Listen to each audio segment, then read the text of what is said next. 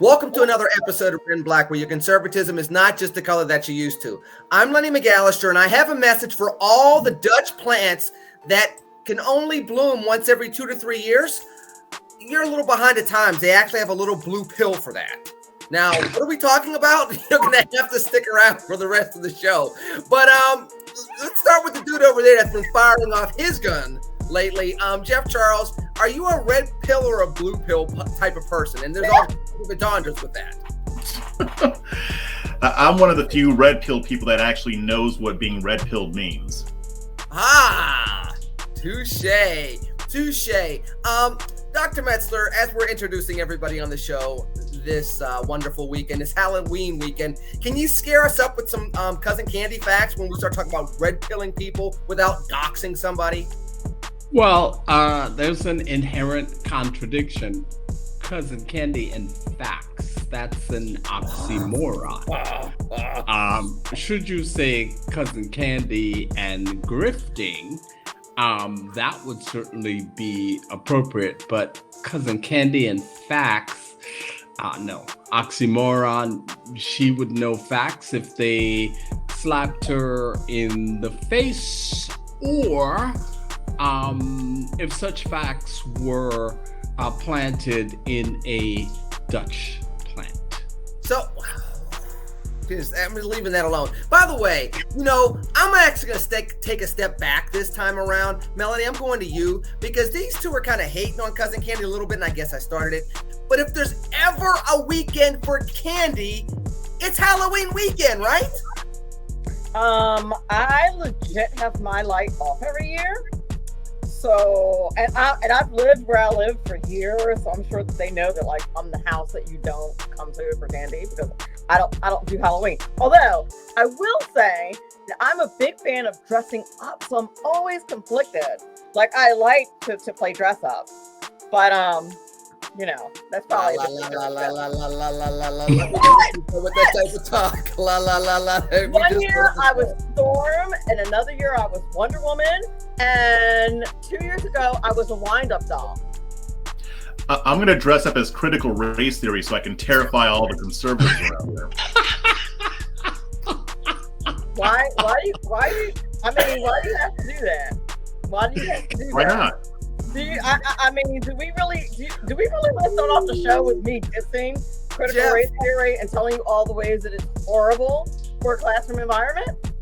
Jeff, you can't do that because then you'd be banned in Texas. And then what would you do? Actually, you know what? One day I'll dress up as critical race theory to mess up the conservatives, and then one day I'll dress up as somebody who's unvaccinated to scare the other people.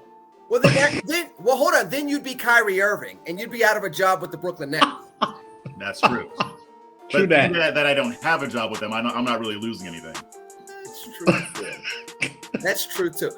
You heard about Ice Cube? Same thing's happening to Ice Cube too. Maybe nobody would actually believe that I could be Ice Cube, so I'll just dress up as some unvaccinated black dude, so that they'll freak the hell out here in Austin. So, we've been doing the show for this episode for a total of 3 minutes, and Jeff is already choosing violence. Okay, I got it. But that's how I do. You know. Bigger than the violence, there's been shade coming from everywhere, and it's only been 3 minutes into the show. For real. You gotta love it.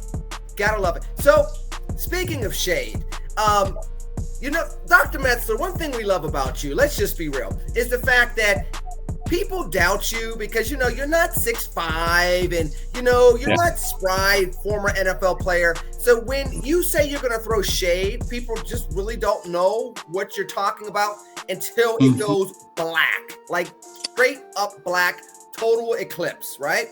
So there's this article that normally we don't kick it off with you because you're the historian, and when we're off the rails, we need you to bring us back. But you did something, and something you're affiliated with, kicked off this week, had your big old smiling face in the article, NBCnews.com, talking about, and this is both political and cultural, but just plain insane. How does a DEA executive that's about to get fired from the DEI position, not DEA, DEI position, before they're hired because they pointed out inequalities based on race? I gotta solo you up because I absolutely positively have to hear about this straight from the horse's mouth? Well, so a couple of things. As it relates to Memorial Hospital in Houston, they fired who was supposed to be the head of diversity and inclusion, largely because, oh, I don't know, he pointed out some things like, for example, they said part of the reason they fired him was because he rented a Porsche as part of his relocation effort. Okay, sounds reasonable if it were true. It was his Porsche. It belonged to him. He never ever submitted an expense report relative to this. That's number one. Number two, he simply pointed out that at this particular health system, what they needed to do was to look at, oh, I don't know, what they asked him to do, which is why they cannot address effectively issues of diversity and exclusion. But there is a larger issue here. The larger issue is not so much about him and this, it is about the fact that what we have is a situation where America and American corporations claim to be woke. In fact, since George Floyd, they have hired a number of so-called chief diversity officers. Those people who they have hired have neither been chief or officer. Instead, they have been Black, Hispanic, etc. It is the history of tokenism.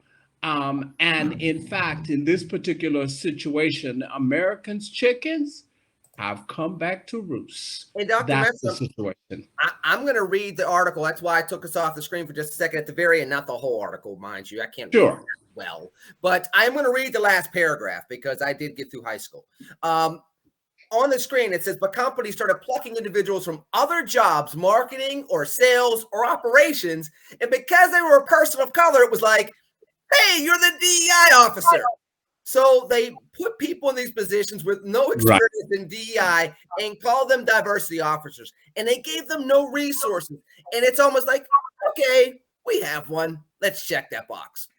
And that goes back to the whole issue that comes up with not only the contrast of just checking a box, but also the fact that when they actually had somebody that had 2 decades worth of experience and they pointed out, hey, you got a systemic problem in your community. I can see why people have been complaining about DEI needs. The subsequent response to that was, you got to go. And look, I'm not trying to pick on anybody in particular, folks, but I read the article and I'm going to just speak as a Black man in America.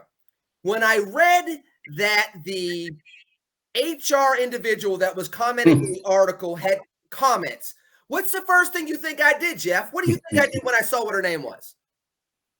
Wait, when you saw, wait, what? I didn't catch that. In the article, I see that there's this woman. This woman is with their HR department commenting on this case that the DEI guy that was supposed to be hired was let go. And I saw her name. What's the first thing you think I probably ended up doing as a Black man in America when I saw her name in the article? You Googled her? And why? Why would I Google her, Jeff? To see what her other views are on diversity? Or probably what, Melanie? Melanie is like, what are you going towards? What are you going towards? I'm so lost in this conversation right now. I'm completely lost. Hold on. I'll get you breadcrumbs in just a second. Dr. Metzler, why do you think I took her name and Googled her? Because what would most Black people do when they would read an article and see somebody else commenting on a Black person being fired for bringing up racism when they're being hired to point out racism? She got to be a white woman is what they would say. So, I mean, just saying. Yeah, that's what the average African American would say. Oh, I wonder if this person in HR that helped lead this very, very horribly looking situation, I wonder if this is being led by some white folks that really don't know what they're doing. And sure enough, I looked and I just, even if she is great on race relations, Jeff, it's again a horrible look to get rid of somebody that you went through a months-long process to hire for a DEI position and then have somebody that's not from that community be the person that's helping to usher that person out the door. Yeah, see, Lenny, there's something weird about this story. When I read the article, there's some stuff that's missing. And I will start off by saying that I don't think that the company handled it the right way, right? But when we're talking about how he was talking about how there's racism in their community, the examples he gave were what are called microaggressions. I do believe that microaggressions are a thing. I also think it's a lot of bullshit sometimes. So when I look at his examples, the examples that he gave were the real estate agent that he was communicating with pointed out that one of the businesses in the area was owned by a rapper. Okay. Another example was that the real estate agent thought that he had rented his car, which he didn't. It was his car, like Dr. Metzler just said. The reasons that the company gave was because they thought he expensed the car. I don't buy that because they would have been able to look into that. So it could have been a mistake or they could have been lying. The reason why they rescinded that offer is because he pointed out these instances of supposed microaggressions and racism. By the way, we don't have context for why the real estate agent pointed out that the business was a rapper-owned business. We don't have context for even him thinking that his car was a rental. He was coming from, if I remember, from Georgia to Houston. I would have assumed that he rented the car. But he's trying to say, well, he doesn't think that a black man can own a Porsche. Maybe not, but you don't know that. You're mind reading at that point. So here's what I'm thinking. He went and brought these things to these people's attention. And I know that they had an extensive interview process, but I doubt that anything like this really came up. And I think that these white folks running the company freaked out because they're thinking, if he's this sensitive about this stuff, what kind of culture is he going to create when he comes into our company? Because on the other end of this, I'm hearing a lot of horror stories about employees being marginalized or singled out because they don't necessarily agree with the DEI narrative that are happening in their company's culture. And everybody teaches this stuff differently. So I'm not saying that DEI is bad in and of itself. I'm just saying that sometimes people can go too far and they can use this in a way that has employees walking on eggshells. That's kind of what it's seeming like to me, but that's only based on the information I have, which is very little. If there's more information that comes out that suggests something different, I'll change my mind. But right now, I can understand why somebody might think he's hypersensitive about racism if the guy thinks it's racism because somebody thought he had a rental car. But there's two things I want to bring up to this because I got to push back on that, Jeff, and I'm going to put it over to Melanie on this. Number one, they put him through a months-long interview process to hire him, and a couple of instances like that make you go, I'm going to hire somebody at a six-figure salary that has 20 years of experience and a couple of complaints that they saw in the community that are microaggressions. And by the way, the whole, hey, you can golf on the public golf course while he's driving a Porsche, knowing that there's enough things that you could put together and be like, this doesn't seem right. But I don't think there's enough. I don't think that that's enough evidence to show that this real estate agent is racially insensitive. We don't know the context of those conversations. Okay, but that's just left out of the article. I understand it, but just the same, Jeff, and Melanie, I'm going to bring you in on this. Just the same, is it enough to invalidate a whole months-long process of hiring somebody, doing checks and balances, having multiple people make a decision to hire somebody, make a hiring package, and then go from there? Remember, part of what they also pushed back on, and I will go to Melanie now, is they also said, hey, he had questions about hiring staff. What executive comes into a role and doesn't expect to have say-so over a staff or say-so over personnel decisions? That no comment. I'm zipping my lip, Dr. Metzler. I'm zipping my lip. Melanie, what do you guys say? I have so much. I don't even know where to start. All right, let me start here. Number one, when you first start a job at any company, at any culture, rule number one, shut the F up till you get to know people. Shut the F up. You don't need to be giving people advice, even though that's your job that you have not started yet. Shut the F up until you get to learn your environment. That's just a dumbass thing to do. You're like, I'm thinking, like, the smartest people. One thing I've learned, and one of the reasons why I started my PhD program, no offense, Dr. Metzler, is because I know a lot of dumbasses with PhDs. So I'm like, how hard could it be? Same reason why I got my master's. Know a lot of dumbasses with a master's degree. Can't be that hard. But I digress. So you have all these smart, so-called smart people that do dumbass stuff. You don't need to make any suggestions. Play your position. Shut the hell up till you get to know people. That's my opinion, number one. Number two, as a real estate agent, if I was in the market for a new home, yes, I would want to know if there was a rapper-owned business.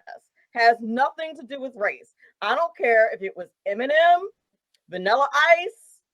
I don't care. Well, it will make a difference. It will make a difference if it's Eminem or Vanilla Ice. There's a big difference between Eminem and Vanilla Ice. My point is, Vanilla Ice actually, he can do some construction on your house, and Eminem will sell you some purple pills. But go ahead. All right, stop, collaborate and listen. Yes. But my point is, rappers do not have the best kind of friends.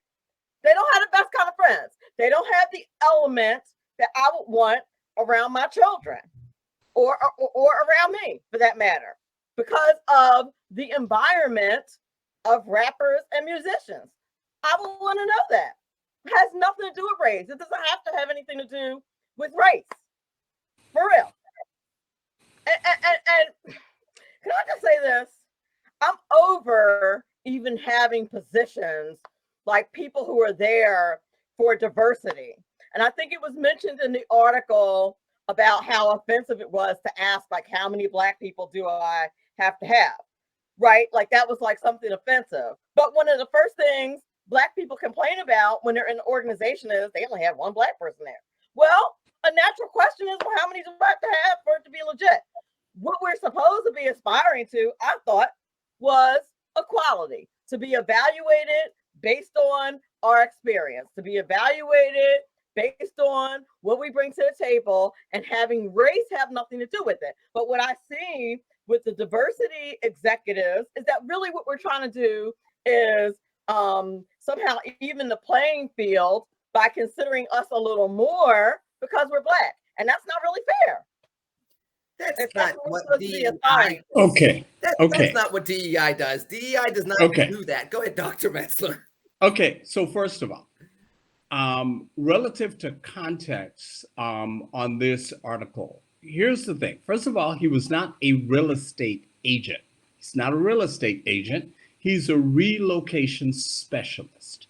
So his job is to bring folks around and say, you would stay, here are some places you can stay, number one. Number two, from the standpoint of the Porsche, here is the question. If you are going to say that you rescinded the offer because I violated your policy by renting a Porsche, you would have to have evidence of that. Listen, white, red, black, or green, that human resources person clearly has no experience talking to the press. She's a major dumbass. She should be fired too. She's just stupid. Why would you say you're overly sensitive about race? Who says that to the press? Like, that's just dumb. But that's a different issue. Hold on, I got the answer to that question. I got the answer to that question. What organization would say something that horrible to the press when it comes to race? And somebody who needs somebody in DEI in their organization. That's the whole point of hiring him. Yeah. And so in this particular situation, if you're going to tell me you rescinding the offer because I rented a Porsche, I would think you would have evidence that I did. There was no evidence. Yeah, that's dumb. He never submitted a reimbursement request to pay for a Porsche. More importantly, if the organization had a policy, which it did not, that said you may not rent a luxury car, most organizations have a policy. The policy says you can rent up to $300 a day. If he rented the Porsche and it was more than $300, he would have to pay the difference.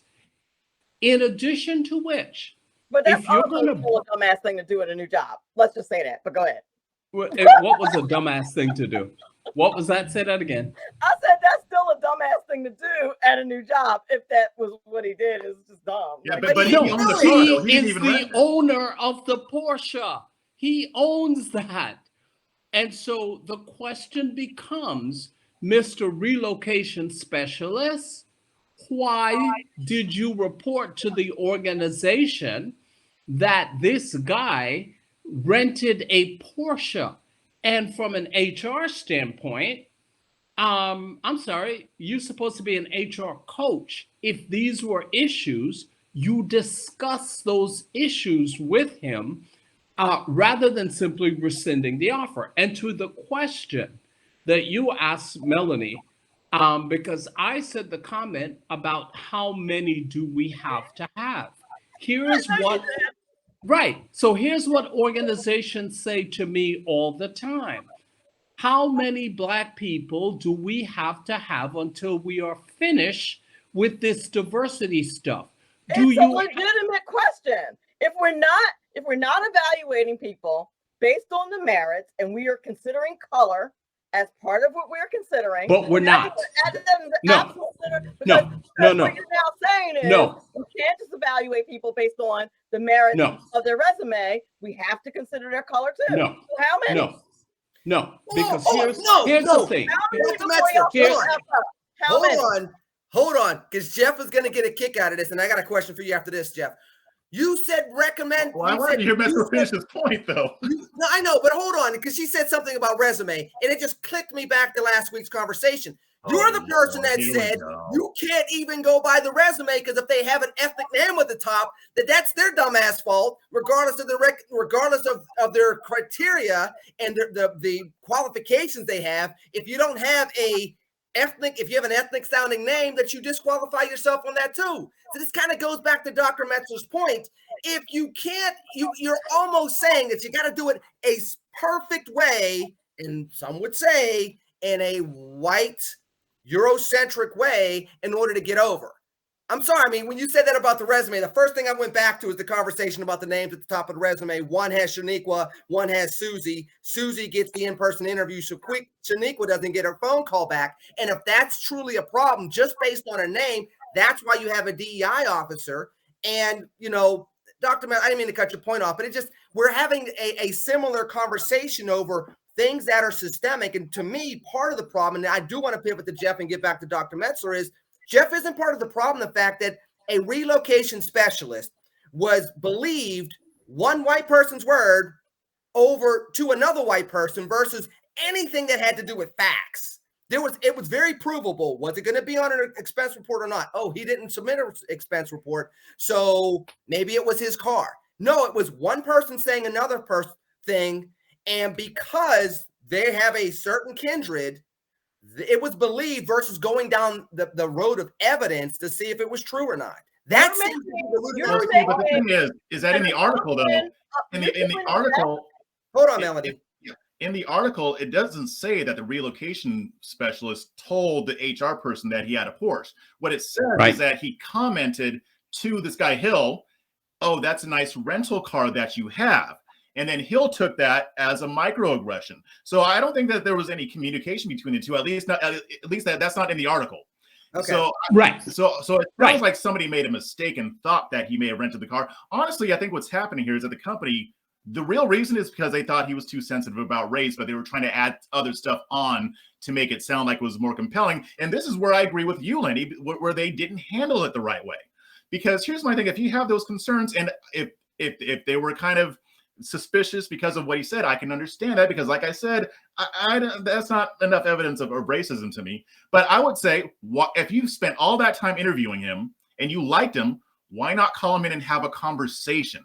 Don't just rescind the offer. Don't just rescind the offer. Maybe you guys could have hashed that out and had a better understanding so that Hill could have addressed their concerns. He can say, right, I don't want to create an environment where everybody's hypersensitive or whatever. And they could have worked that out. The way that the company handled it was very unprofessional. It was childish. It was stupid. It was deceptive. So I see both sides here, but I can't let the company off the hook because they handled this the wrong way. Well, and look, when we're talking, and so to the question of how many do we have to have, first of all, if you are doing diversity correctly, you are not hiring people because of their difference. That is not how diversity works. If you look at my research over the course of the years, what you will find is that I have always said the issue is you're mixing up the difference between a quota and diversity. You are, and I was very clear that in fact, you want to hire people who look differently, but who continue the status quo. That is how diversity works. To the question of how many do you have to have? Do you ever ask me the question, how many white people do I need to have? The answer is no. You never ask me that question. You also say to me, find me some qualified minorities. Do you ever ask me to find you some qualified white people? No, because the assumption is that white people are qualified. There is that issue. And somebody was telling me about reverse discrimination, and this guy won a reverse discrimination lawsuit. Bullshit. There is no such thing as reverse discrimination. Really, though? No, listen to me. Legally, you are protected on the basis of race. All races. So why is it reverse? It is either discrimination or it's not. If you are a white male, you can bring a claim of race discrimination under Title VII of the Civil Rights Act of 1964. Let's be genuine.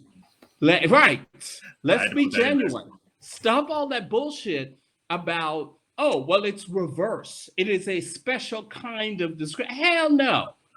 If you discriminate against somebody because they're white and male, it's discrimination. Straightforward. Period. End of story. So stop that bullshit. You don't tell me, your folks are like, oh, well, how many? How many means you're asking me about a quota. Bullshit. No, I'm not doing that. That's not how diversity works. Understand the trajectory.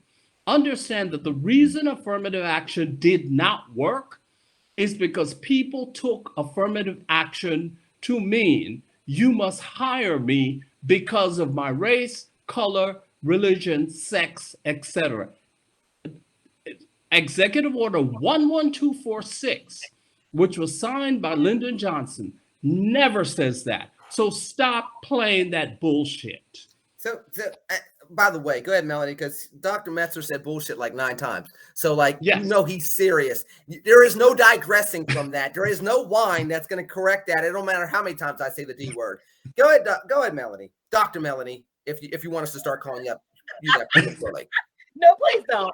But here's my problem. I feel like we're making assumptions, like even in this situation, you're making assumptions about how these two white people communicated and that they communicated this way because they're white. Like maybe they're just dumb. Like it's possible that these people are just dumb and it has nothing to do with them being white. The way this company handled it was straight up stupid. She's dumb. She happens to be a dumb HR person who happens to be white. Here's the thing with that. Stop. Here's the thing with that, Jeff. I'm going to throw it out to you first. You other two can comment, and you all can comment in the chat room. The problem is when white people make dumb mistakes like this, when there's implicit, hold on, you let me finish.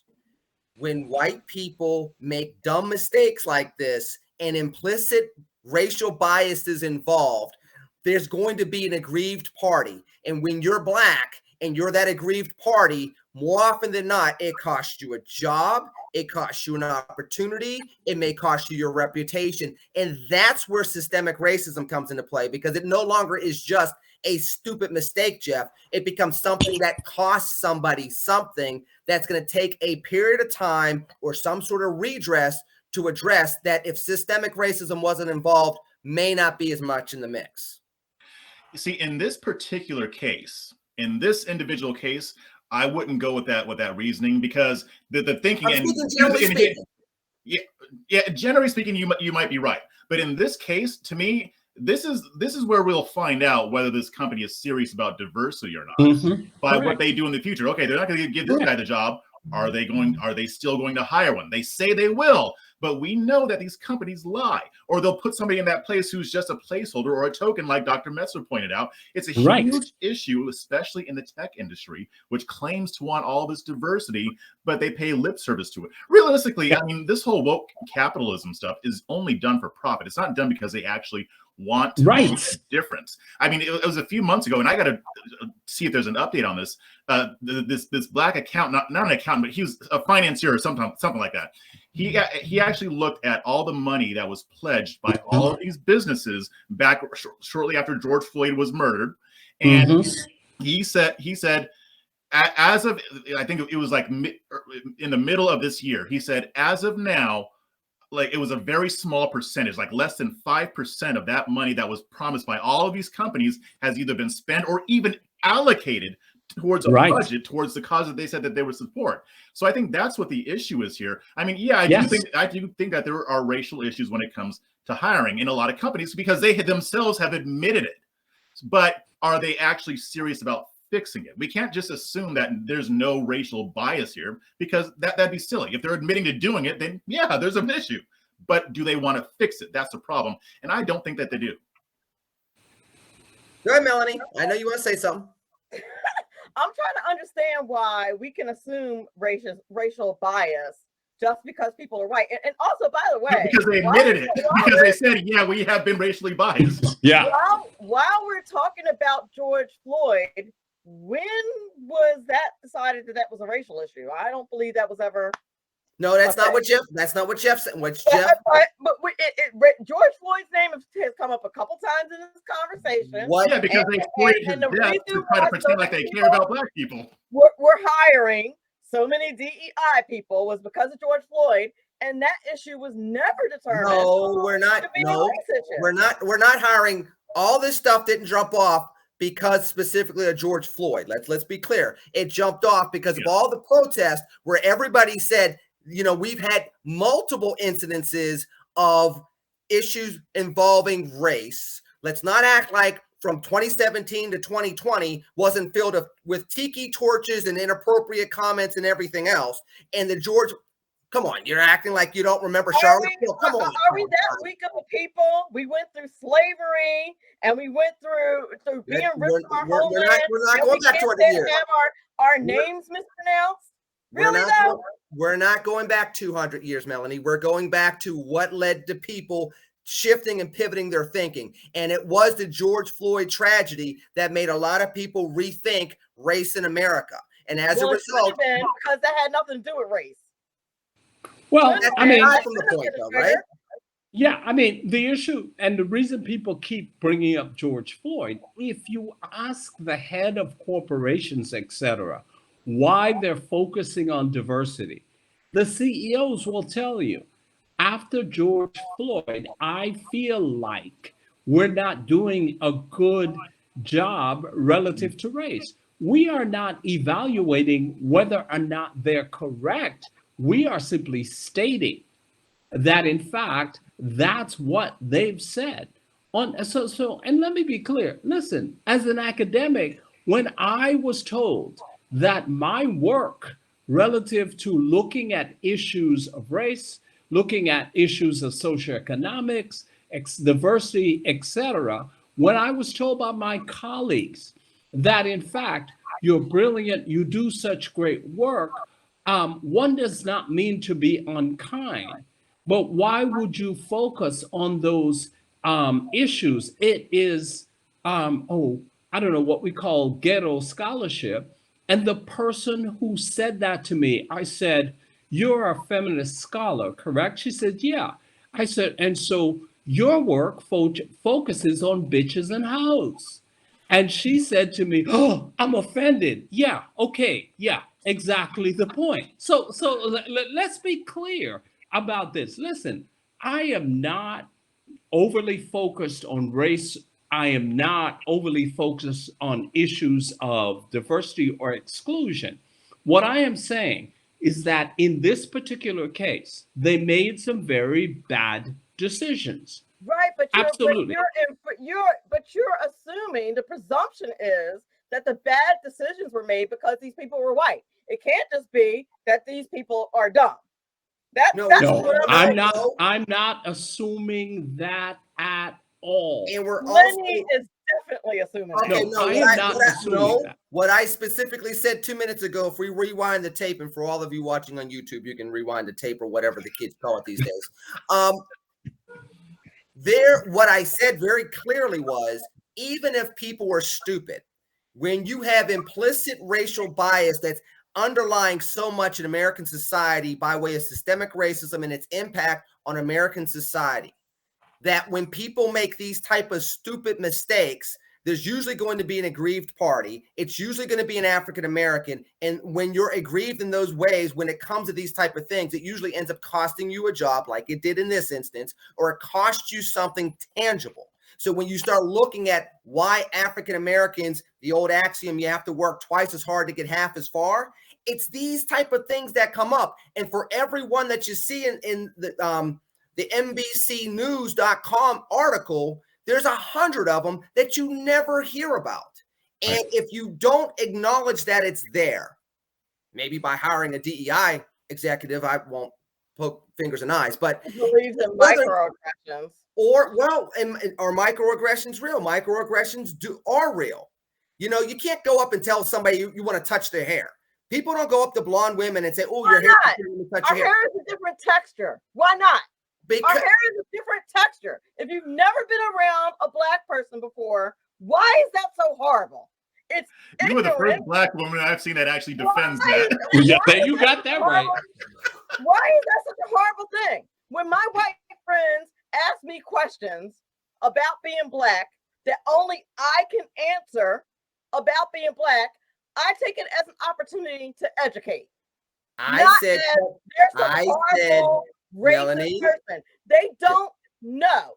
Melanie, they don't know. I specifically said touch their hair. I didn't say ask a question. I don't mind asking a question. You know, so that's different. It would be like me asking my wife a question about what it's like to have somebody kick your bladder when you're 8 months pregnant. That's something I'll never experience. I'm not asking out of disrespect. But there is a difference between some of the microaggressions that people of color have gone through over the history. I haven't gone through any of them, but I don't presume something super negative about what white people ask me. I don't assume that they're major a-holes or that they're racist because they ask me a question that they don't know about black people. They're asking because they don't know. And they want to know. So why do we have to take it? We can choose how we want to take something. We can choose to be offended or we can choose to not be offended. But it seems to me that a lot of black people choose to be offended. Why? Why do we have to choose to be offended? We're all God's children. Why do we have to choose to be offended? Because a white person is legitimately asking a question because it's ignorance. They're ignorant.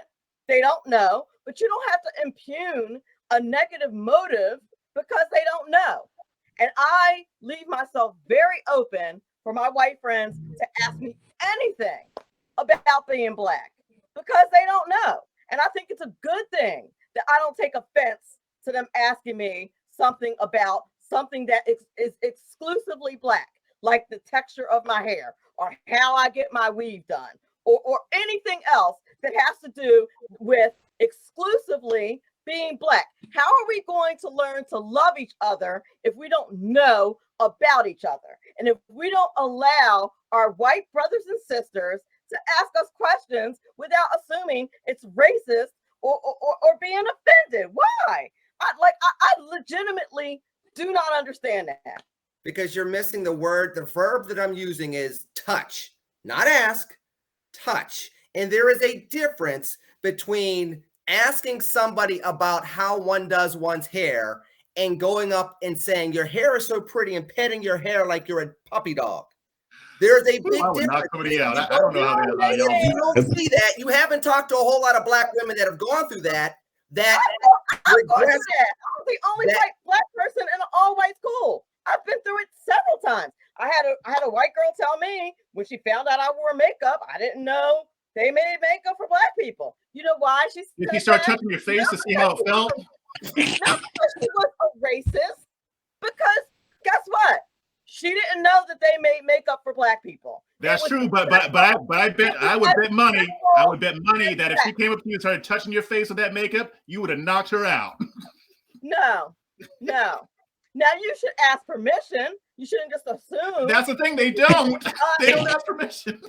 They just do it. Come on. Like if we want to live together on this planet, we have to be, listen, black people in the United States is only 12.4%. We are the minority. So of course there's going to be some assumptions about assimilation. Of course there's going to be situations where we're expected to kind of blend in. Like when you look at the numbers, why is that so unacceptable? I don't understand that. Why is that white supremacy? We live in a place that is 80% white folks. So it's not 80% white. It's not 80% white. It's not 80% white folks. And so the question, 80% not black people. The question goes, well, you used a very interesting word, Melanie. I love doing these debates with you because it's nothing but word study. You used a very interesting word, which is blend. Now, blend means that you're taking different characteristics and you're bringing them together where you could still discern each individual characteristic in the new concoction or mixture that you have. But blending and assimilating are two different things. And one could argue that when you're talking about the rights for African Americans, they're talking about blending into American culture where they are respected as a minority in a democratic republic, which means that we respect everybody equally, even if you're the minority, which is completely different than a pure democracy, which we do not have, where it is pure assimilation.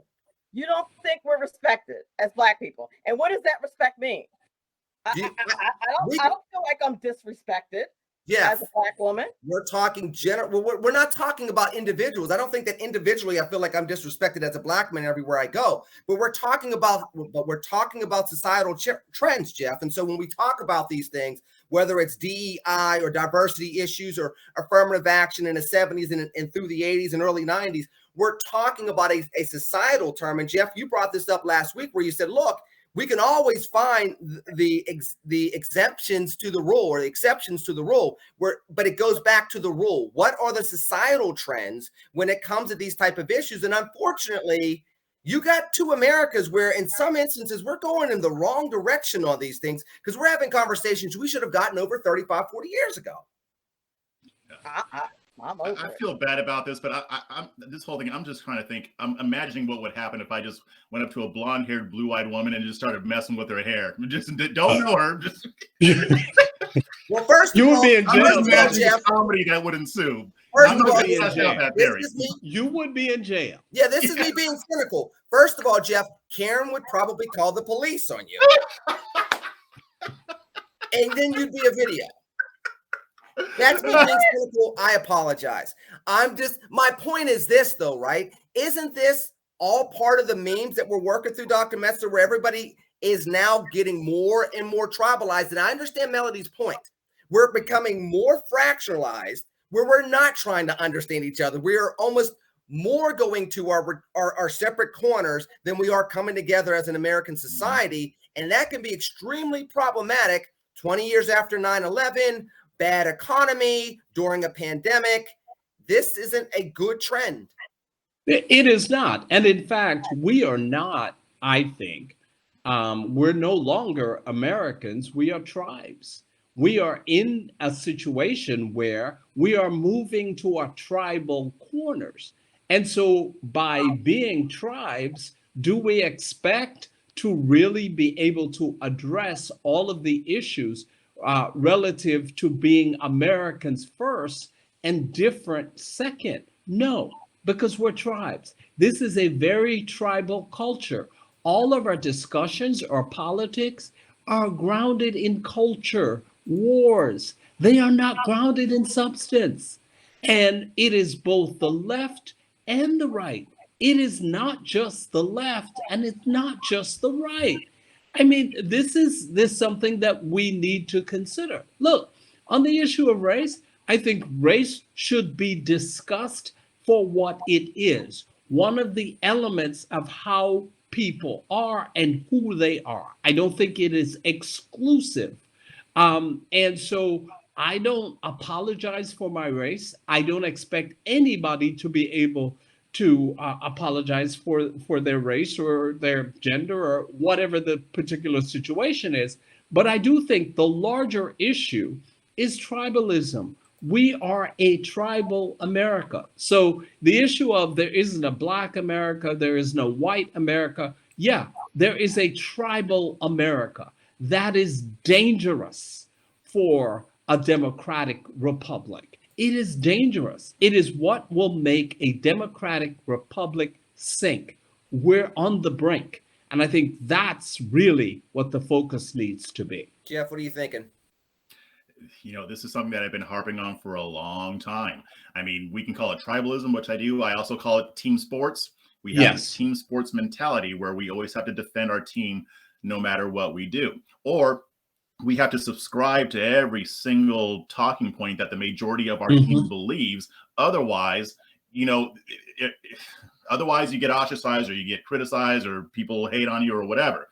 What we don't have in any tribe in this country right now is a desire to approach these issues with nuance, even open to the idea that what most people say in our team may not always be right. There may be more nuance to it, but people can't handle that anymore. And like Dr. Metzler, I'm with you. This is very dangerous. I still think that most people can have rational conversations like we are right now, but I think that we are moving towards an epoch in history where people are not able to have these conversations without just repeating what their chattering class tells them to say. We get scripted and we don't even know it. Our media scripts us. Our politicians, they give us a script to repeat to other people. And we all do. I find myself doing it too, and I'm aware of what's going on. And that's what I meant when I said being red-pilled and not knowing what the word means. That's what being red-pilled is, knowing that especially the activist media, conservative and liberal and whatever, are there to influence you and not necessarily there to inform you. That's why we get into automatically repeating stuff that we hear that we haven't even researched. So there has to be a change somewhere. And I have no idea where that's going to come from. Melanie, you brought up, people being able to talk to each other and learn about each other, but that you can do that and you should do that, but it takes trust. And right now, trust is a rare commodity in America. So how do you get to that point of time where there are more Americans that trust each other to start talking across just very natural differences so that we can get past this? What's your take on that? I think that we have to give people grace. And I think that we've gotten away from giving people grace. And as many unchristian things that I do, I try to look through things as a Christian lens. And to be quite honest, I know that in the long and the short of it, God doesn't give a rip about what color you are because this wasn't here. And when we meet our maker, the color of our skin is going to be completely irrelevant. So I try to look at things through that lens. And when people, like I said earlier, have questions about, I would normally never ask a Black person this because I don't want them to be offended, but I know I can ask you. Please ask me, because how else is an ignorant white person going to learn unless they're able to ask? You have to understand, we have to understand as Black people I understand that we have a history, but we also have to understand that there are honest, earnest white people that just want to know that don't know. Where I live, it's only 2%, 3% maybe people of color at all where I live and where I grew up. So a lot of people touch your hair. And actually, I can attest to what Melanie is saying, because I used to get the exact same thing that Melanie did, and I liked it because they knew that I wasn't going to get offended by what they asked, because there's no need to. So I understand what Melanie's saying, because there are a lot of Black people who aren't like that. They'll get offended once you ask a question. Not all, not most, but I when I moved out to Rancho Cucamonga, that's mostly a mostly white area. The church I went to was mostly white. So what Melanie is saying has been my life story too. I think if more of us are like that, willing to answer those questions and having that dialogue, that's what's going to make the difference. And I get that, but let me just be clear before we start talking about Dutch plants, so we can be happy before we leave. Some people will be happy, not all of us. But isn't there also an obligation on all sides? Because if that, hey, let me ask my Black friend question becomes, why do Black people kill each other all the time? It seems like Black people don't even like Black people, when we know the facts that poor people kill poor people. Or, well, it doesn't seem like rich Black men really like Black women. Every time every rich Black guy I know ends up marrying a white woman. I mean, when you hear that question, I mean, there is something to be said for, wait a minute, okay, I'm glad you feel comfortable enough to ask me that question, but why are you hitting me up with a meme? And we can go on with that. I mean, because I'm going to answer that for you. Okay. Because when you don't live around other Black people, and I have kids, I'm a high school teacher. I have kids who I'm their first Black person they've ever been exposed to. So you have white people who have never been around Black people, and all they see is what's in the media. So again, so when you actually get exposed to your first real life Black person, it's like going to an exhibit. It's not right. What did you just hear? What you just said? Like I said to you last week, I deal in the realm of reality. And that's their reality. Just like you want white people to accept our reality, we have to accept white people's reality too if we want to cross that bridge. Melanie, you just said reality is too. It's like going to an exhibit. Yeah, but it's not intentional. It's like an exhibit because it's something that they haven't experienced before. And I've had white conservative friends say the exact same thing, especially one in particular. He lived out in rural Texas, maybe knew just a few Black people, but most of what he knew about Black people came from the media. He didn't learn any different until he joined the military, traveled to California and other places, and then he realized, oh, I've been lied to. This is not how Black people are. And as far as those mean questions that you're talking about, I understand that. Maybe people should do some research, but I would actually be okay if they asked me those questions as long as they're open to the answer. And that's what I have the problem with, because a lot of people ask me those questions, but they're not really asking to find out. They're trying to make an argument. Oh yeah, Black people are violent, and they don't want to hear the actual truth. So on that level, I understand what you're saying, Lenny. Right. Okay, but Dr. Metzer, real quick to you before we go to the plants, and then we go because we're already running out of time. I definitely want to talk about penises. So go ahead.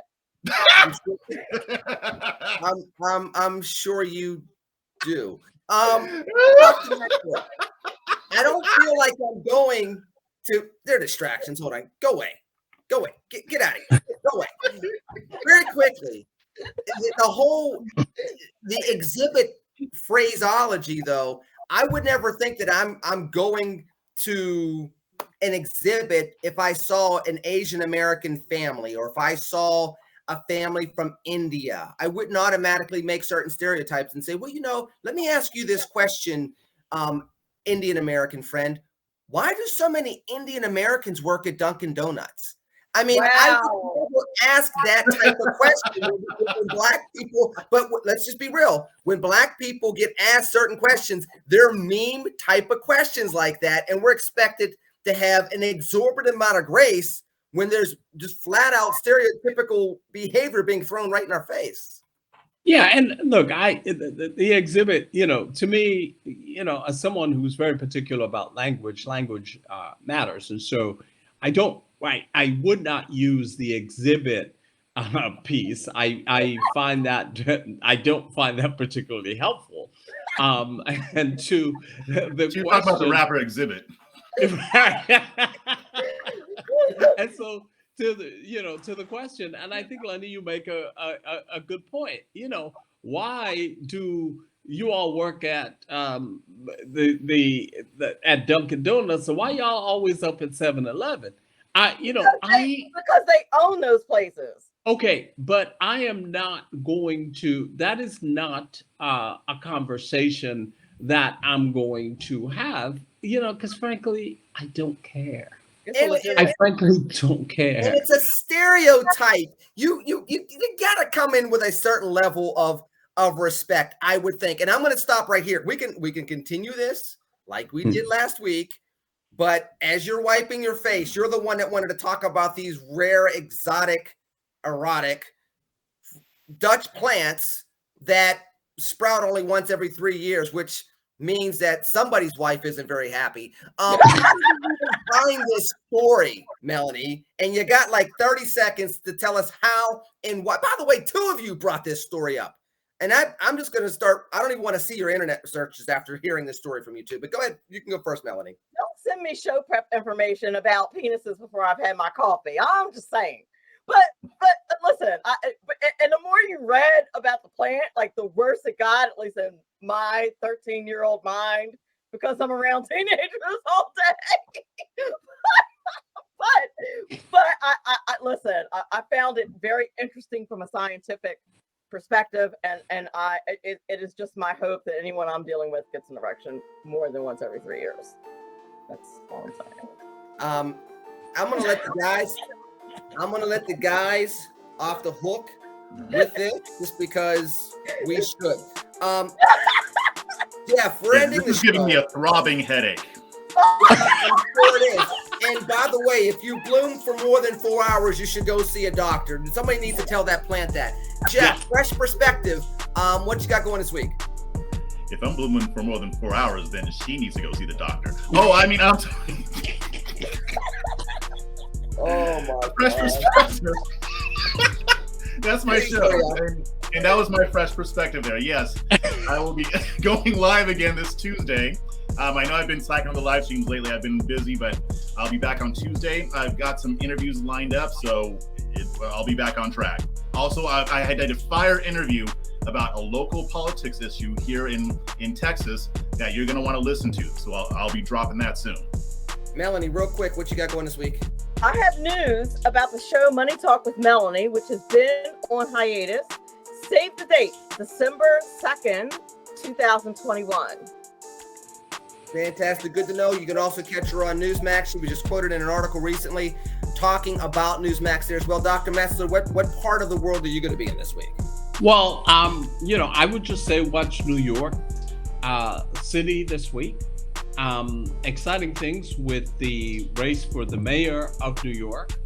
So watch that. And in case you haven't heard, Cuomo has been charged with misdemeanor sexual assault. There are multiple legal problems in this particular case. Prosecutor did not know about it. It's become a political issue. I don't even know if the charge is going to stick. So let's look at New York, and then also look at the fact that in New York, the Attorney General, Tish James, announced today that she is running for governor. There is no Republican candidate running for governor. Giuliani's son is running. He's been snubbed by the state party. So watch New York this week. We can do that, and we'll get out of the way of Dutch plants, because we just ain't doing that. In the meanwhile, folks, we're going to be back at it next week. We got more wonderful, exciting conversations, some of them weird, some of them awkward. I'm sure they're going to be pretty explosive, full of debate, but also all of us trying to push America in the right direction. So have a wonderful week. Don't get scared by the candy or any candy this weekend. We'll talk to you later on. TCNGB. Take care and God bless. Take care. Peace.